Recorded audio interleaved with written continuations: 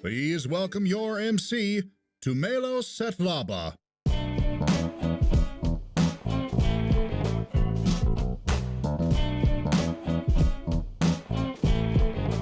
Good morning, everybody.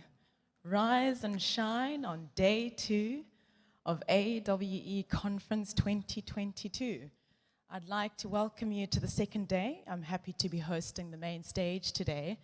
My name is Tumelo Setlaba.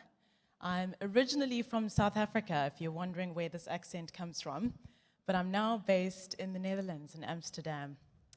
I'm so happy to be here today because this is a space that I've been immersing myself in of late, fortunately through being product lead at The Fabricant, which is one of the most successful fashion NFT companies around at this point. I'm also the founder and CEO of a company called Stylexa, which is solving the sizing issue in online fashion retail by combining shopper biometric data with garment data using 3D body scanning and AI. So I'd really like to welcome you here. Thank you for joining us. There are a few reminders that I'd like to express at this time. Of course, it's the beginning of the session, so we might have to go through a few reminders and a few things to take note of. The first is that I would encourage you to download the app and to use the mobile site. There's a lot going on there. It's really great to connect with people via that channel. It's direct. The person who messages you or the person who receives a message gets pinged on the app and gets a reminder on their email. So I think it's a great way to connect with people directly. We also have special events happening today. We have the Expo Hall that will be open at 10 a.m. until 3 p.m. in Pavilion 1. We also have a startup pitch competition and Korean showcase starting at 10:25 in the Sala number 1. We'll then have the event wrap-up and best in show announcement at 4:25 and till 4:45 on the main stage. So I think it's a great way to also plan your day, and you can also do that on the app as well, where you can create your own agenda and where you can also find exhibitors and, of course, connect with other attendees. One of the most important reminders for me personally is where to find the food and water to stay energized for the day. Food is not available for purchase on the venue, but there are so many restaurants around us and cafes located around outside of the conference center. There's a whole strip that's got a whole variety of cuisines, so remember to take a break, hydrate, and have a meal, so you've got all the energy to interact with everyone who's here. All the sessions that we're going to be watching and seeing today will be recorded, so if you can't make it to all of the events, of course, that's very likely, don't worry. There will be recordings which you'll be able to access after the conference. And you can connect to the Wi-Fi. The network is AWE Wi-Fi, and the password is very warmly named welcome with an exclamation mark. So nice and easy to remember. And then lastly, I would really like to thank the companies and people who made this possible. A lot of hard work goes into putting something like this together. And so particularly, I'd like to thank the team in the front end and the back end that you don't see. Massive shout out to you guys. And of course, our sponsors. Would like to thank our gold sponsors, Meta Materials and TeamViewer for their support, and an extra big thank you to Pico for being a titanium sponsor at the AWE EU 2022. So I'm now going to introduce our first panel. It is being moderated by Isabel, and it's all about 5G in the EU. This is particularly interesting to me because there's a lot of catch-up that needs to happen in this space, and I really wasn't expecting that. It's a panel of all women who are so inspirational and talented and know so much about the space, and so I hope you enjoy it, and I'd like to welcome onto the stage our moderator and our panelist, Isabel.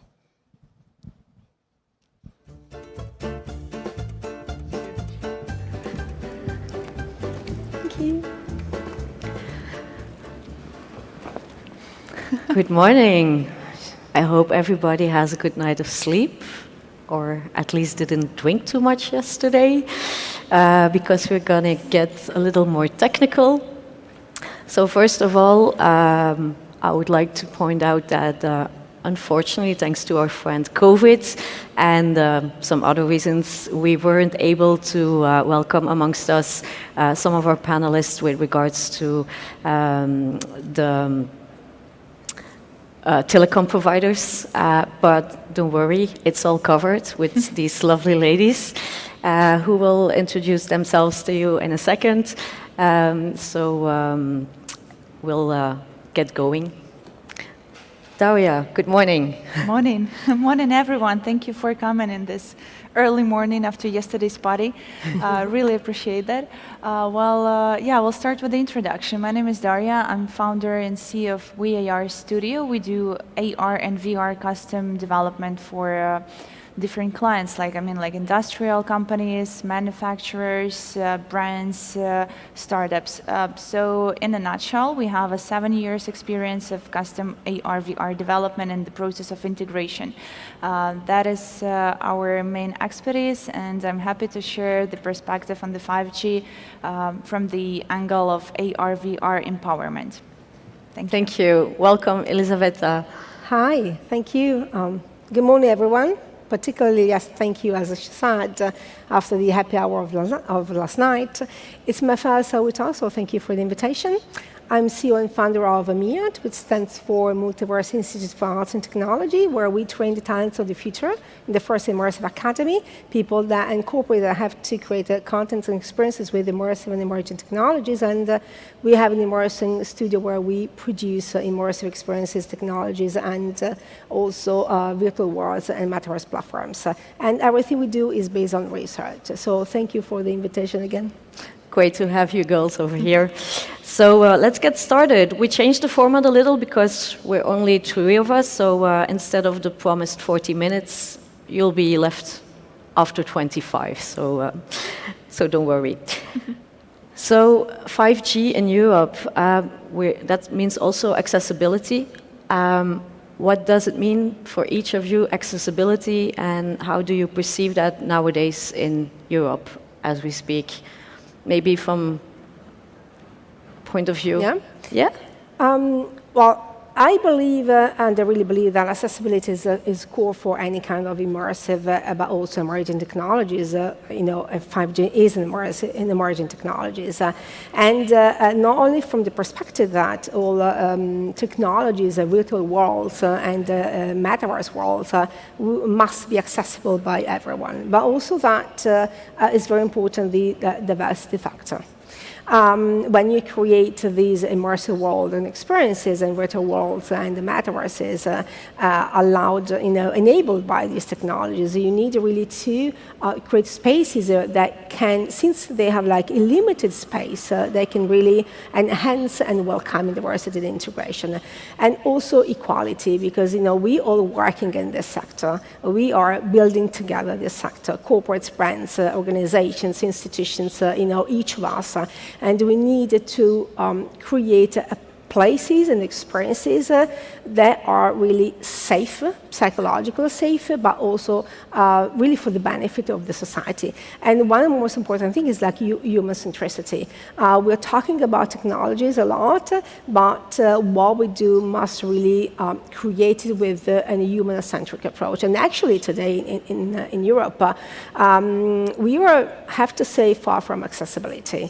Full accessibility. So we need, government to create rules that must be enacted by all organizations and operators. And we need like self-regulations on data protection to be really embedded in the new service and new product development system, and not after that you create something. And we also need, all communities around these immersive technology experiences and metaverse and technologies that must be really aware of what's going to happen. Totally. Daria. Absolutely. Well, yeah, when we're talking about emerging technologies and the accessibility, I would say like the the first thing we talk is awareness, and it's the first barrier, right? And the 5G is, and the accessibility from the perspective of connection is one of the barriers we have right now on this landscape of emerging technologies. And from the development side, as we are developers and we do care about the integration of our developments into the ecosystem of our clients, the 5G can empower like crazy the experience on the side of the end customer, end user, at the industrial use cases, at the training and education, with the location-based activations. So it's the huge empowerment, but unfortunately we don't have that in Europe at the moment, or we don't have that much as we want to have, right? So I guess that the 5G launch, like the proper launch in Europe, would bring this revolution into the user experience from the side of AR, VR technologies at the locations, at the specific objects. I would say that will empower a lot. Yeah, totally. As we talk about 5G, which is, of course, one of the requirements going forward for our industry and for many other verticals as well, we do all experience that in Europe, a lot of regions, even remote regions within Europe, and then I speak about continental Europe, not just the European Union, don't even have proper data connection, a connection to internet. So what about those people? Because it's really good to have 5G. It's even required, necessary. But do we experience in day-to-day work also issues with the fact that companies or potential clients don't even have proper internet connection? Oh yeah, that's a big pain. And from my experience, we've been launching like marketing campaigns with augmented reality at the out-of-home activations, or for example, some of the training experience at the industrial companies. And the first question we usually ask is, what type of a connection do you have? Like, should we prepare ourselves? Should we prepare the user experience for this scenario when we don't have internet connection? How should the application work in that scenario? And we also think about caching the data and how we're going to do that, and if we have the cloud rendering, or if we have some storage of data for our experience. We usually go through all of the scenarios possible if we don't have the internet connection. And that's awful, like having the 2022 year and still thinking of what do we do if we don't have internet. Like, that's crazy. Yeah, totally. I guess it happens all the time. As I said, we don't only have like an immersive academies where we train talents of the future with hands-on programs and all technologies with sensory workshops. So we need a bandwidth, we need a speed, we need a density, which are like the main characteristics of 5G.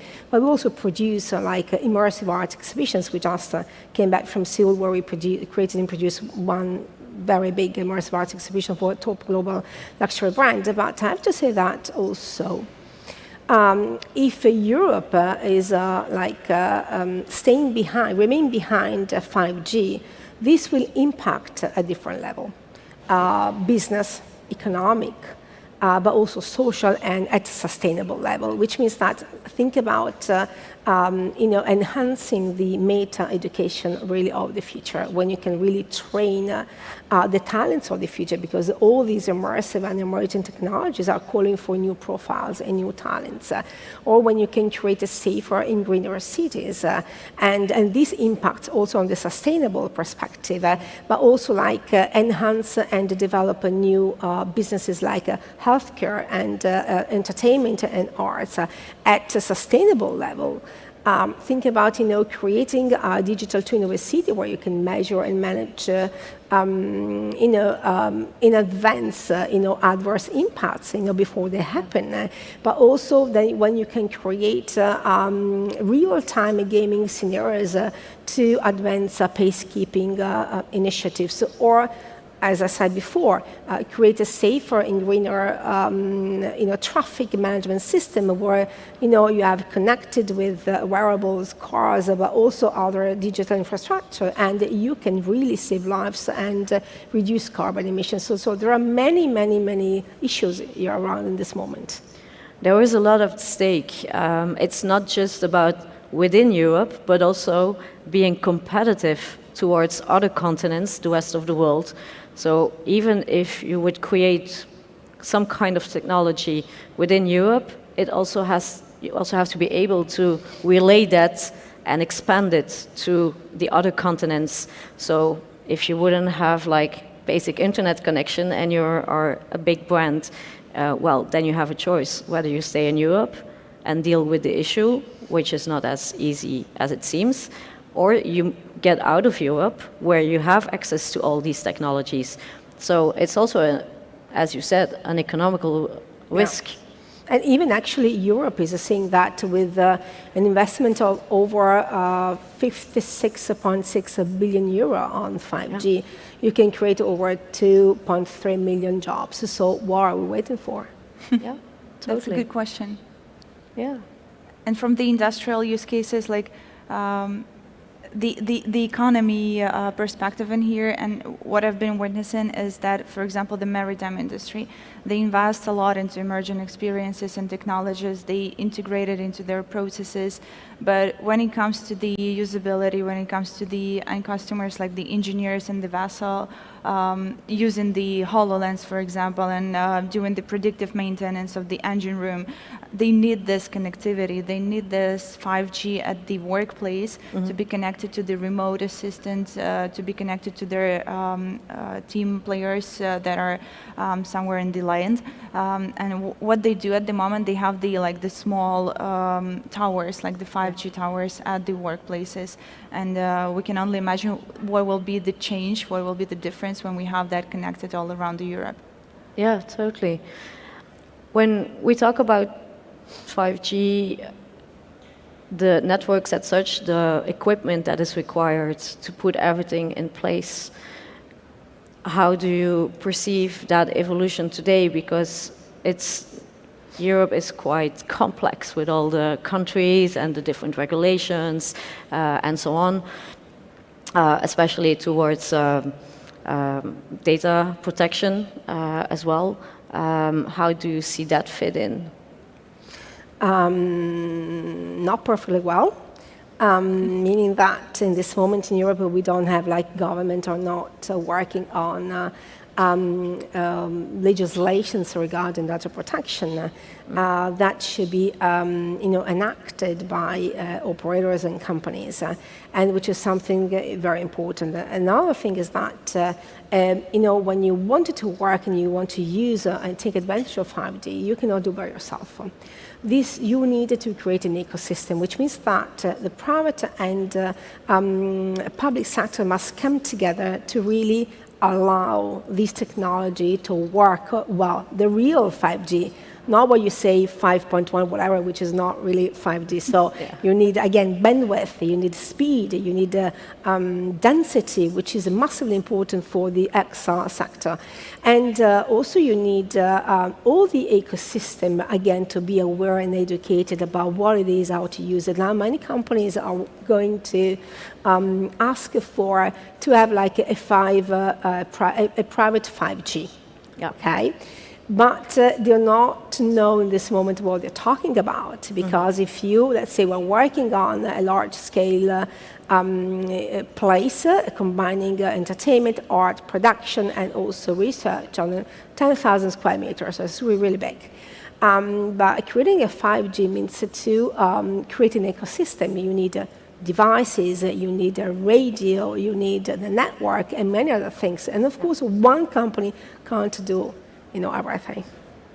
Absolutely, and I cannot agree more here. Back in 2018, we were launching together with Telenor the 5G, the 5G in Norway. And the thing was that there was a 5G, but it was compatible only with specific smartphones. All the people with all the other smartphones, they won't be, they won't have this access to this 5G. So we had 2 devices, and we were using augmented reality to showcase the 5G, how it works, the latency, the stability of connection. So they used AR to showcase their newly launched 5G, but the thing was that it wasn't compatible with mostly of the devices, and that's the question of ecosystem, and that's the question of accessibility in general. Yeah. And also, what is the impact? What will the 5G enable in our sector? Because it will really enable to create new entertainment multi-platform business models, which are turning to be from normal entertainment broadcasting system to multi-platforms, including gaming and XR experiences, but also the art business. All our XR technologies and experiences are redefining completely new business model for museums and galleries towards new digital museum, coming up from all over the world. As we said, we had this experience in Seoul that was perfect, of course. Bandwidth was perfect, speed, density, amazing. And also, I think about healthcare. Healthcare is an incredibly important sector. You can have a real-time surgical operation, so with remote assistance and immediate knowledge sharing. Yeah, totally. We discussed a little now from our proper industry, the perspective, but there's also something like the public opinion. A lot of people in Europe tend to think that with 5G come all the X-ways, and we will be grilled by X-ways. Is there also something that should be done by the government, by our own industry, about the public opinion to properly explain them what 5G actually is? Because in the end, 5G is less harmless than the 4G as we know it. So how do we get the public opinion with us? Is that something you think we could do something about as an industry, or should it also come from government, other instances? Well, from what I've heard, people were saying something about zombies, that they will become zombies because of 5G, or something about cancer or something. I don't know. Again, it's the level of awareness, right? It's the culture around the technologies in general, and I think that it's about the education at the workplaces, at the education in schools, in all the levels of education that will help people understand the value of 5G, and specifically through the experience. Like Confucius said, I hear, I forget, I see, I remember, I do, I understand, right? When you do, you understand, you get the value, you get the experience, and this is how you learn, and this is how you get it like this. So I think that as many use cases we have with 5G, with this accessibility and connectivity at the workplaces and so on, in that case, we will get it more. Yeah, totally. I really believe that we must work all together. As I said before, it's not really possible. There is I always say we are in a new anthropological moment, even more than technological, even if we're talking about 5G, where we needed to create new contents with immersive technologies. But you need to understand that what we're talking about, what will happen, people must be aware, and this is something that must be done at public and private level. We, as in our company, we train really the talents of the future, and the corporates also. So we just trained last year 150 people, which is really a lot, and we have hands-on programs so that, as she said, you have to make people, not only conceiving and creating experiences and projects that are practitioner-driven and connected to the market, but at the same time, you educate people and corporations on XR, emerging technologies, metaverse, or virtual worlds, what will happen, how they can really have a positive impact on your society. We have an amazing opportunity in this moment, and I really think that if we want, apart from economic perspective, we can really create an incredible world for the whole society, which is a benefit for the whole society. It's something that we cannot miss this time. Yeah, totally. Absolutely. What would you consider the next step going forwards? Yeah. Well, I think we have different challenges in this moment, and entrepreneurs, brands, and corporates really needed to learn those skills needed to create security by design, equity by design, and privacy by design with the technologies, which means that creating data protection is core, but also when you use these technologies and you create new worlds and new languages, you create places that must be safe from a psychological perspective. So when you are there, whether you are an avatar, you are experiencing a content, whatever, you must feel that you are safe. And people, we all know that virtual social platforms and metaverse platforms, which is a little bit different, are largely based on communities, which means that brands are creating, developing, and maintaining communities, but they also need to address a moderate behavior. And also the product is concerned. You have to, of course, create and update your products, but you also need to have a safe technology embedded in it, and you need to democratize these products. Otherwise, there will be only for a few people. Yeah. And the last thing, it's not really only important that these gaps will be reduced, but that these existing gaps are not widening, and the new one are created. Yeah. Absolutely. Yeah. There is nothing to add, but I was thinking that the next step might be adding more, if it's close to ground, adding more 5G towers, covering more space with the 5G, and creating as many use cases as possible to create the value, to showcase it to the end customers, and integrated that use case into the existing ecosystem, like in e-commerce, in retail, in education, just creating the reference. So people get the value, they get the user experience, and after that we can move forward with the developments in this area. Yeah. I think what we did today, just with this panel, is also creating awareness of that there is an issue in Europe, because I think within the industry itself, not everybody is as much aware or sufficiently informed about it.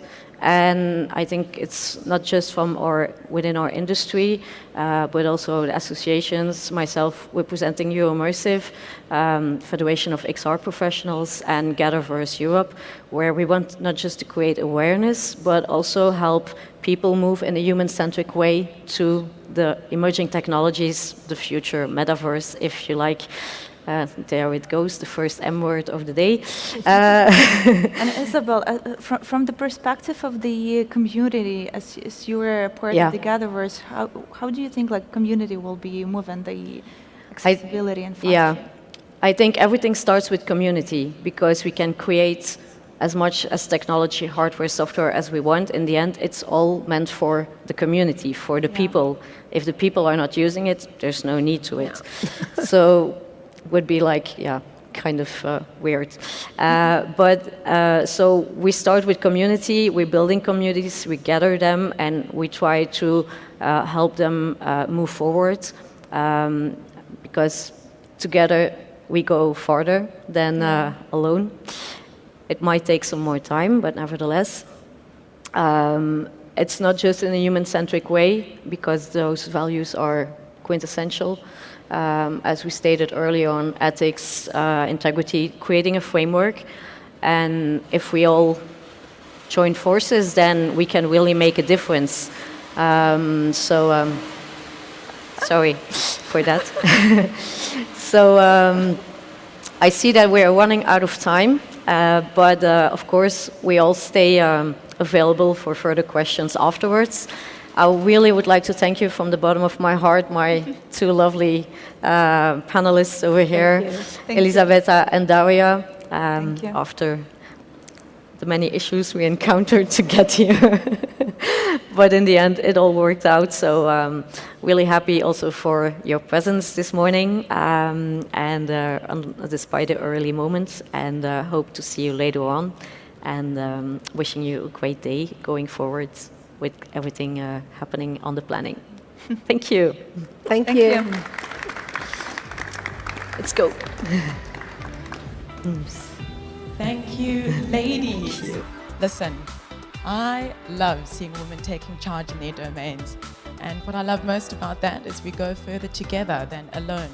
I think that is relevant in every single context. And so thank you, ladies, for reflecting on the progress so far and also mapping the future for 5G in Europe.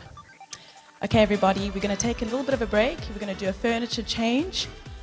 Please head out, use the bathroom, get some water, get some food, and we'll be right back. Perhaps give it 5 to 10 minutes, and we'll have our next session. See you in a bit.